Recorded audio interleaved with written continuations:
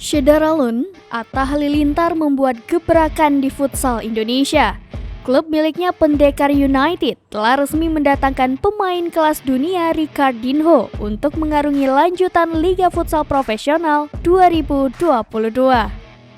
Ricardinho sendiri melalui Instagram pribadinya yang mengumumkan perihal gabung Pendekar United.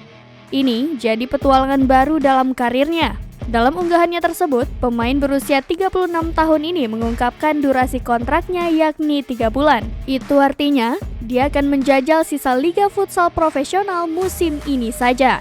Akan tetapi tak menutup kemungkinan bakal ada perpanjangan kontrak ke depannya. Karena menurut Ricardinho semua itu akan dibicarakan lebih lanjut.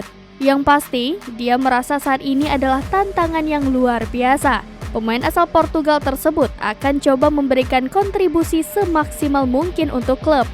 Sudah sejak beberapa waktu lalu, Atta Halilintar memberi informasi terkait komunikasinya dengan Ricardinho. Keduanya sudah saling mengikuti di media sosial Instagram.